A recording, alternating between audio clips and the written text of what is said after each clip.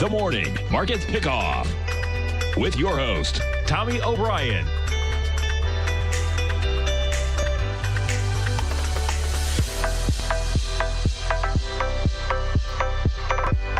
Now, Tommy O'Brien.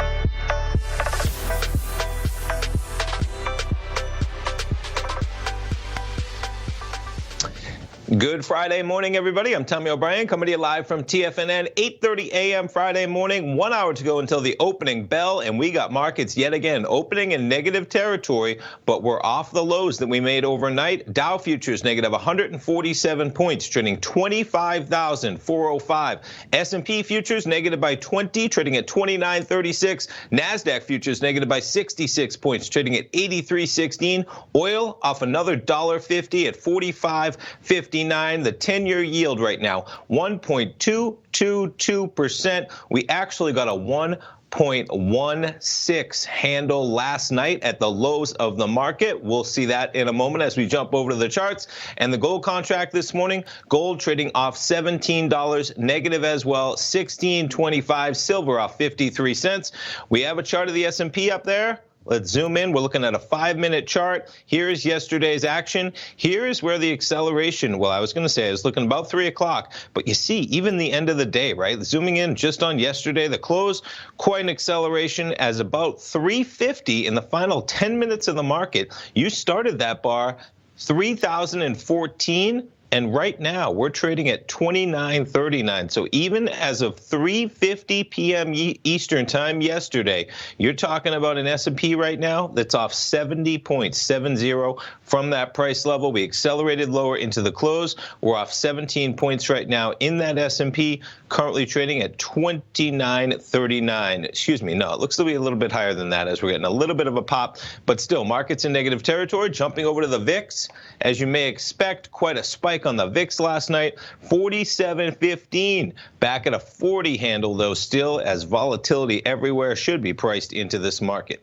Jumping over to the charts, we'll start things off with the indices. We'll start it off with the Dow. So the overnight low in the Dow, 24,880. You're talking about 450 points below where we're currently trading at. Things look pretty bleak if you happen to be awake in the 4 a.m. hour of this morning. NASDAQ 100, 82.94. The low in the NASDAQ 100, 81.31. So you're talking about 160 points in that market. The S&Ps we took a look at, 29.25 right now is where we're trading at. The low overnight, 28.79. So you're talking about 46 S&P points off of that low. The moves don't look as dramatic just because they've been so mammoth this week. Crude oil, $45.32. Quite a decline for crude as well. From where we closed out yesterday's action, 4 o'clock at about $47. You trade lower throughout the entire overnight, $45.34. There's your gold contract, $16.24 in the price of gold. And the euro-US dollar got all the way up at that market low to 110.52, backing off a bit to 109.73. In terms of what else is happening out there, I'm going to pull up a chart of the notes and the bonds. And there's your 10-year note. We're looking at a 5-minute bar again, and you see the acceleration. And as we speak, those markets climbing back, at least in price, to where we were. Why did that just give me 3 in the morning? Let me see if I can. Yeah, for some reason, we're just getting action at 3 in the morning. We'll see what's going on there. Let me just see if these S&Ps are. Interesting. I wonder why maybe it's just showing up there. I may have to restart that Thinkorswim platform. But nonetheless, jumping back to the charts, there's your markets now. The Dow, 25,327. Some of the charts I just wanted to pull up. Let me see if I can pull these up on the fly because it's pretty dramatic where we've come from and where we've been in the market. So I'm going to expand this a bit, put it on my chart. This is a chart of the Dow. It's a weekly chart of the Dow. And as you can see, 25,240. I took this chart at about 6:30, 7 a.m. this morning, preparing the morning market report for the front page of TFNN. Quite a weekly bar in the Dow, 25,240 we were trading at that time frame. We had been below 25,000, though, overnight in the futures. That takes us all the way back to a December of 17 print. Pretty remarkable. December of 17, wiping out all of 2018, 2019 gains back to a 2017 print in the Dow. When comparing that to the S&P and how that chart lines up, not quite the same retracement, as it's not back to that 2017 level, but what we just did is we came within half a point of where we were trading at in January of 2018 in the S&Ps. I cover all that in the Morning Market Report on the front page of TFNN. Pretty remarkable, the action that it's had. Some of the headlines out there driving the action, of course, coronavirus is basically everything. As we're speaking, though, we're getting the news that personal income, we had that coming out at 8:30 a.m., 0.6% in January versus a 0.3% increase. You had U.S. personal income rising 0.6%. January 0.3 was the expectation. That number just hitting the markets at 8:30, and no real reaction on that. Still S&P sitting at about 29.28. You have ex-Fed Governor Warsh sees coordinated global central bank action soon in response to the coronavirus. If you're listening to any type of financial news, whether it's Bloomberg, CNBC, TFNN, you're probably going to be hearing about the possibility of rate cuts, especially. I was listening to a lot of Bloomberg last night, early this morning as well. Speculation, when are they going to come in with a cut? But what analysts have been saying, rightfully so, is that this is not an issue that you're just going to make money cheaper and somehow it's going to repair the damage done from first world nations closing schools for a period of a month, 2 months, quarantines. If you close schools, what happens to parents? If you cancel trips, big auto show, I believe, in Germany just canceled. Different types of events all around. You now have Switzerland canceling events of 1,000 plus people. So that hitting really economic indicators across the board. How does that play out? Whether it's even possible to have a rate cut that would play into that. You have Barclays cutting S&P 500 2020 target, says it's too early to buy the dip. So this news coming out even in the last 15 minutes, about an hour before we came on the air. They see the S&P to end the year at 3,000, down from a previous forecast of 3,300. 3,000 in context, you're looking at an S&P just under that level of 2935. We're above it as of yesterday. The equity benchmark tumbled more than 10%, as I said. 2978 is where it's sitting as of Thursday's close. So they look for the 2020 target, basically right where we're at. Even if the virus is fully contained in short order, the repercussions of the shock to the Chinese economy that has already happened to the rest of the world will not be insignificant. Barclays head of equity derivatives strategy. So pretty remarkable when you start to tie that into everything. I would be hard pressed to see some serious growth here coming out of quite the effect. Jumping into some of the stocks this morning, Amazon closed yesterday at 1884, looking to open a bit lower. And some of the other FANG stocks, because they really got hit hard at the end of the day. I mean, check out Microsoft. At about 1 o'clock, Microsoft was trading at 166, and you closed the day at 158, quite a reversal. And even the likes of Amazon was trading middle of the day at 1975 and closed $90 lower. I mean, check that out. The moves are just, I think people just don't even see them. They're so large. Amazon alone, from 1975 down to 1810 overnight. 1970, that's $165. That's like an 8% drop just from that high. Stay tuned, folks. When we come back, see what else we have on tap for the rest of the Friday. We'll be right back. If you're in the CD market and looking for a secure investment, the Tiger First Mortgage Program may work for you. The security for these first mortgages are building lots in the tax opportunity zone in St. Petersburg, Florida. The Tax Act of 2018 set up tax-free zones across the country where you can build and hold for 10 years and pay no tax on the profits, which makes these lots valuable.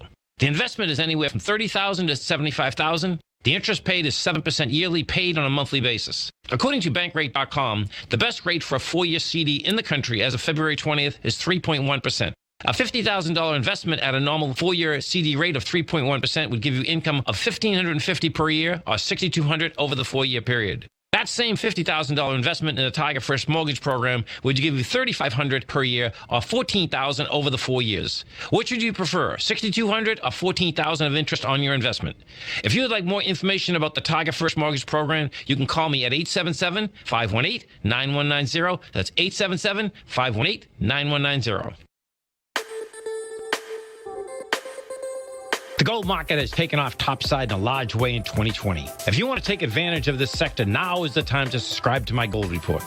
The Gold Report took profits in 4 of its equities in the gold portfolio in the first week of January for a combined profit of 99.2%, with 2 positions left in the portfolio that have a profit of 67.5% as of January 7th.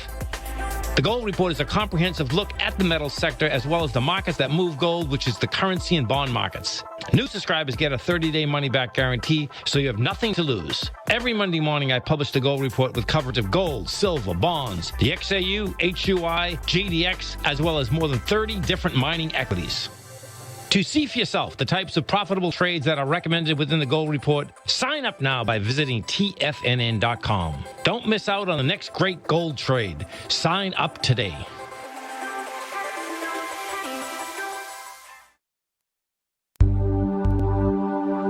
Are China A-shares hot or not?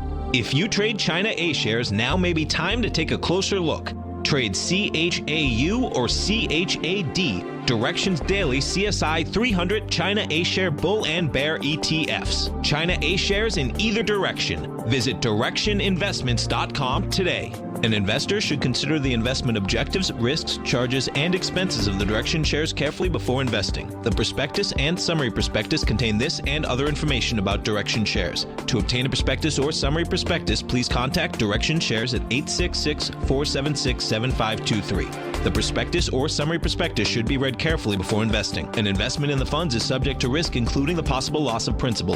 The funds are designed to be utilized only by sophisticated investors such as traders and active investors. Distributor Foreside Fund Services, LLC. Don't forget, you can listen to TFNN live on your mobile device 24 hours per day. Go to TFNN.com, then hit Watch Tiger TV. That's TFNN.com, then hit Watch Tiger TV for the latest market information.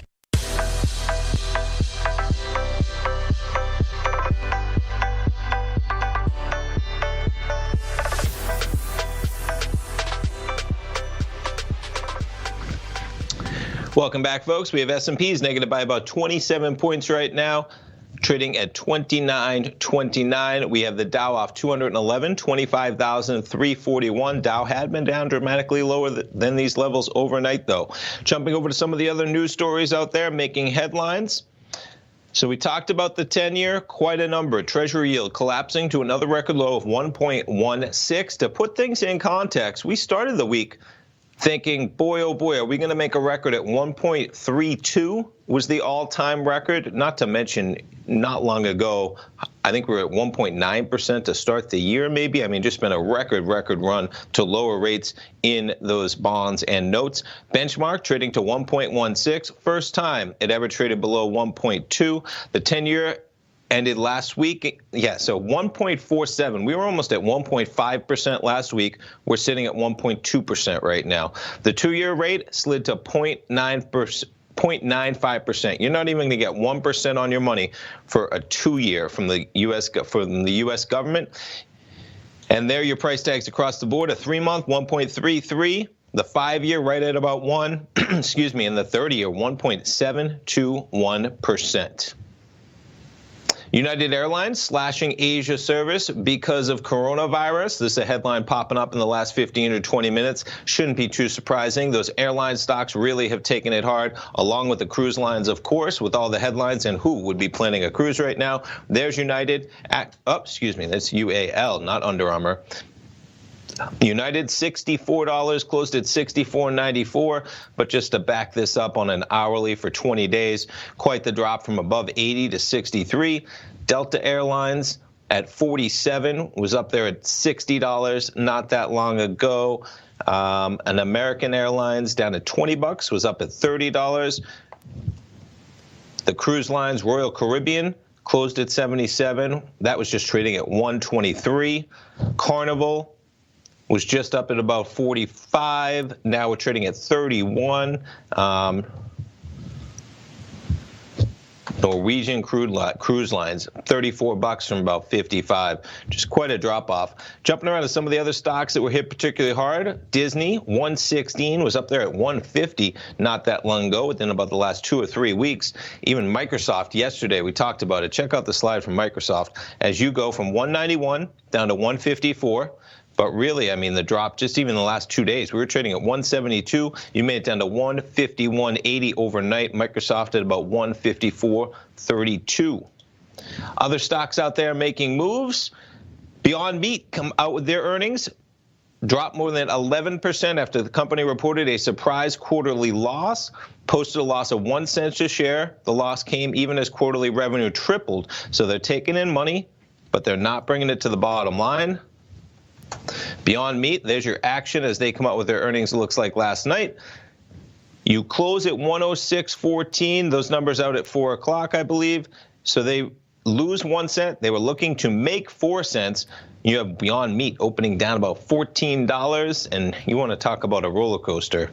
There's your daily from $45 in May of 19 to $239 in July. Back down to about $73, up to a high from there of $135, and now back we're going to open at about $91 from that 106.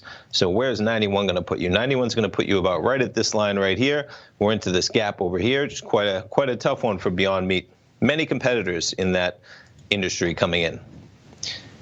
Wayfair reporting their earnings as well, larger than expected loss. Not the theme that you want to see in light of what we're coming into for the headwinds of the coronavirus. So Wayfair's down about 10%. Company reported a loss of $2.80 a share. They had been looking for a loss of $2.63. So the market knew that they were coming in with a loss, but didn't think it was going to be that big. There's your chart for Wayfair. And I got to zoom this in because we're trading now at about 55 by 60 looks to be the market. There's your action. So closed at $70. Wayfair is down from 105 even last week, and we're going to open at about $55 to 60. You see the bid, the ask, 55 to 60, somewhere in that range is the live market for Wayfair. So you get Disney.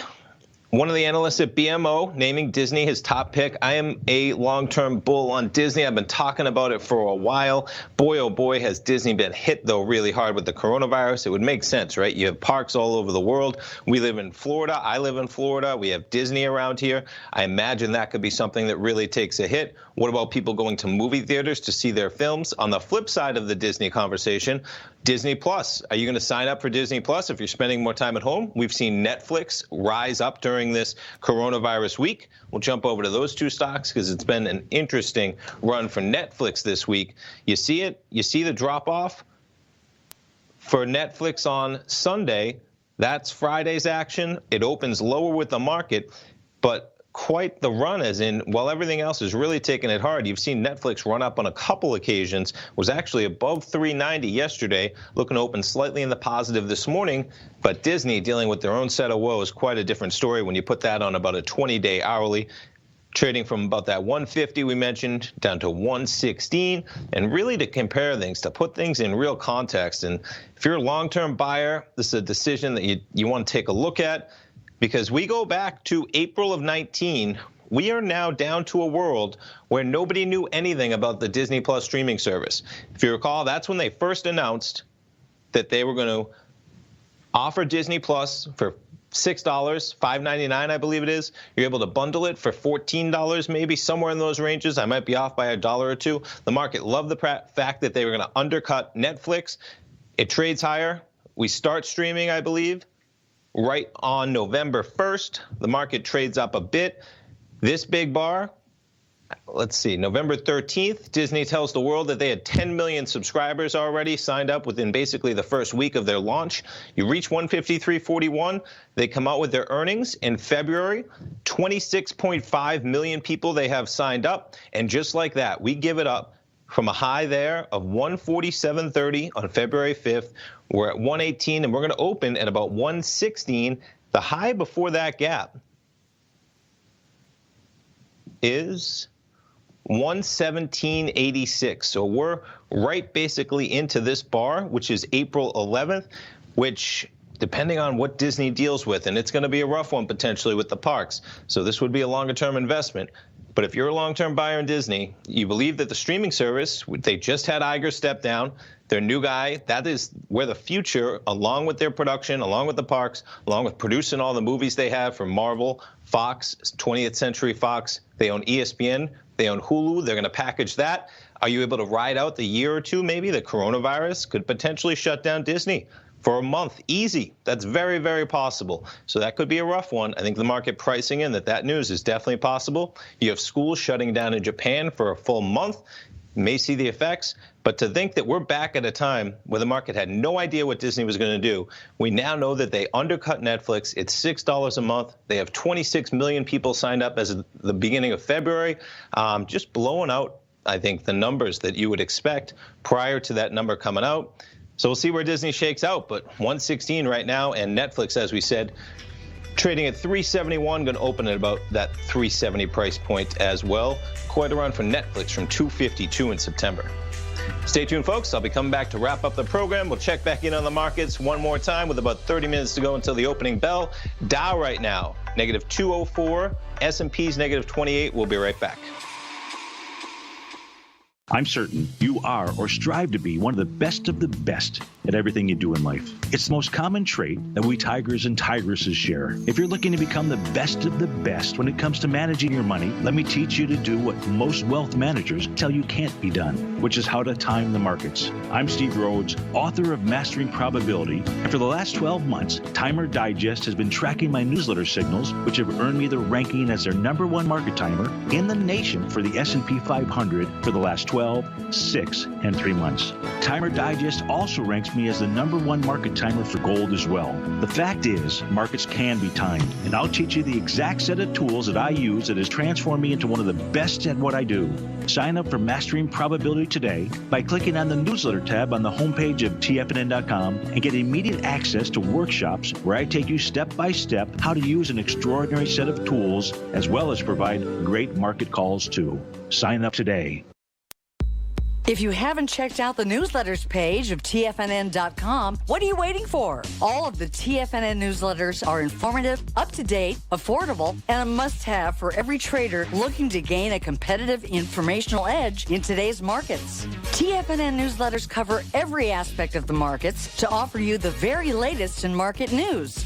Plus, new subscribers get to test drive our newsletters risk-free for 30 days.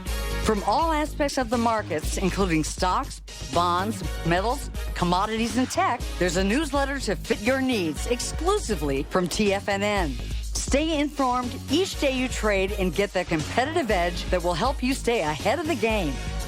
Visit our newsletters page by going to TFNN.com and click the newsletters button near the top of the page. TFNN.com, educating investors. You know what's cool? Taking something that's good for you. Something specifically formulated to help with weight loss, better sleep, stress reduction, and the need to detox. Nico, our hunter and gatherer ancestors found all their nutritional requirements for health in their wild environment. But today, our food sources no longer contain the vitamins, minerals, and nutrients our bodies need to stay healthy and strong. That's why we need Primal Edge Daily Nutrition. It includes a special blend of ionic, soil-based vitamins, minerals, fatty, and amino acids in an easy-to-use liquid form. Primal Edge is powered by highly concentrated fulvic and humic acids, nature's preferred delivery system. They have been called miracle molecules because, like sunlight, air, and water, life cannot exist without them. That's right, Paige. They ensure we receive all the nutrition we need to be healthy and thrive. We take it every morning. Primal Edge, formulated and approved by Nico and Paige of Living a Primal Lifestyle. Buy it today for just $89. Click on the Primal Edge banner on the front page of TFNN.com. Don't forget, you can listen to TFNN live on your mobile device 24 hours per day. Go to TFNN.com, then hit Watch Tiger TV. That's TFNN.com, then hit Watch Tiger TV for the latest market information.